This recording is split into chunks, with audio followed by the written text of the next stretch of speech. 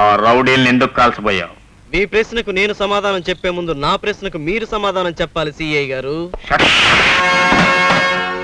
After all నువ్వు నిందితుడివి, నేను చట్టానికి ప్రతినిధి. నీకు సమాధానం చెప్పవలసిన అవసరం నాకు లేదు. దీన్ని ఎప్పుడైనా ఎక్కడైనా మీరు చూసారా? పోనీ ఎప్పుడైనా ఎక్కడైనా దీన్ని కొన్నారా? పోనీ ఎప్పుడైనా ఎవరికైనా దీన్ని బహుమతిగా ఇచ్చారా?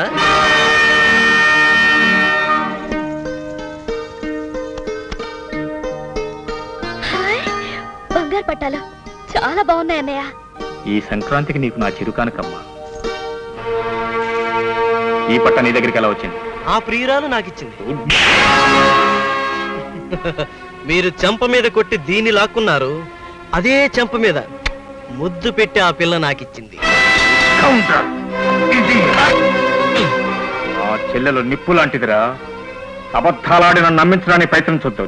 చేస్తా. అబద్ధాలు చెబుతున్నానో నిజం చెబుతున్నానో ఇంటికెళ్ళి ఒక్కసారి మీ చెల్లెల్ని అడగండి. అవునంటే బావమరిదిని దొడ్డిలో వదిలిపెట్టండి, కాదంటే జైలు దోవ వెతుక్కుంటూ నేనే వెళ్ళిపోతాను.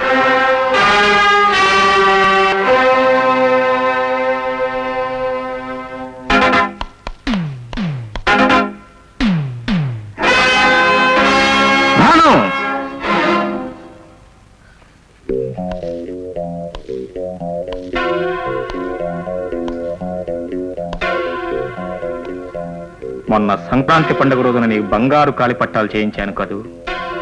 అవునన్నయ్య. ఆ పట్టాలు ఎక్కడా? అదేమిటమ్మా, మొన్న గుడి దగ్గర కోనేట్లో కాలించి పట్టా జారిపోయిందని చెప్పావుగా? అంతే కదూ, పట్టా కాలు నుంచి జారి పడిపోయింది కదూ. కానీ ఆ దొంగ రాస్కెల్ నా చెల్లెలు కాలు జారిందని చెప్పాడు. తన పడకటింట్లో కాలి పట్టా వదిలిపెట్టి వెళ్ళిపోయిందని చెప్పాడు. ఎవడండి ఆ నీచుడు? సుధీర్ గాడని ఒక రోగ్, ఒక క్రిమినల్. ఇవాళ వాడిని అరెస్ట్ చేసి పోలీస్ స్టేషన్ తీసుకొస్తే ఈ కాలి పట్టా చూపించి నీ చెల్లెలు నేను ప్రేమించుకున్నావు. అక్కడికి నేను వాడితో చెప్పానమ్మా, ఒరే స్కౌండ్రల్, నా చెల్లెలు బంగారం రా, నువ్వే ఏదో నాటకం ఆడుతున్నావని. నాటకం కాకపోతే ఏమిటండి? పాపం భాను ఆ రోజునే మీతో చెప్తానండి. కానీ నేనే మీ అన్నయ్య ఎంతో ప్రేమతో కొనిచ్చారు, పోయిందని తెలిస్తే బాధపడతారమ్మా అని చెప్పొద్దన్నాను. అమ్మో అమ్మో, ఎంత అబాండాన్ని వేశాడు వాడు. అంతేకాదు లలిత, భానుని వాడు పెళ్లి చేసుకుంటా అట, నేను వాడిని వదిలిపెట్టాలట. నేను మాత్రం వాడిని వదిలిపెట్టాను.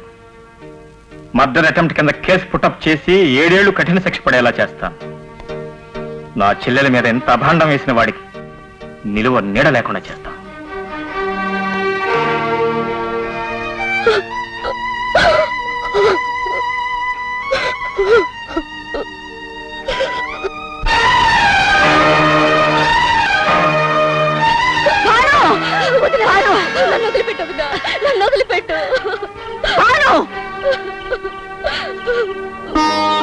నాకిచ్చిన మాట మర్చిపోయి ఏమిటమ్మా ఈ తొందరపాటు?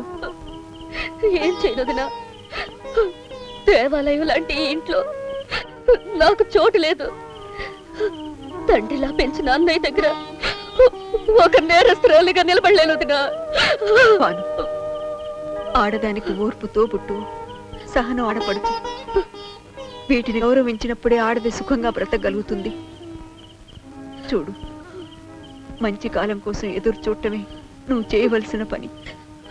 అన్నయ్య సుధీర్ని జైలుకి పంపిస్తాడని తెలిసి కూడా ఇంకా కాలాన్ని నమ్ముకోమంటావా వదినా? నమ్మకం లేకపోతే ఈ ప్రపంచమే నడవదు. ఈ కన్నీళ్లే నీకు అక్షంతలుగా మారతాయని నువ్వు నమ్మితేనే ఏదైనా జరుగుతుంది.